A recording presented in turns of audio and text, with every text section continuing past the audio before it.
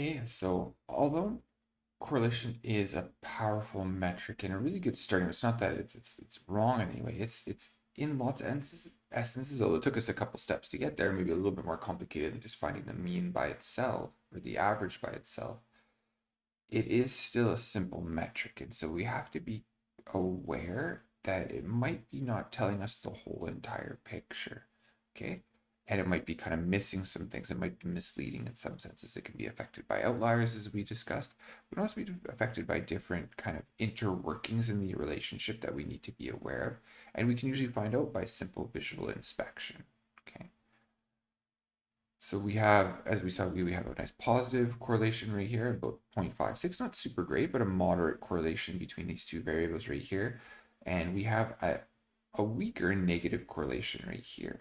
But you almost notice that there's two kind of patches, two clusters of data set of data right here. And as you look at every individual one, that correlation seems to disappear. So one of the things as we go through our workbook, we'll try to see if we can identify what is really causing this difference in clusters almost.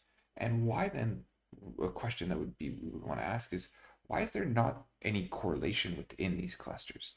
Are they maybe, this is dealing with different animal species, so maybe they're from different islands or different um, colonies. And so what we would want to do is think about, well, is it maybe just the size of the colonies for each one of these? The relationship isn't true amongst a colony individually, but maybe as the species as a whole.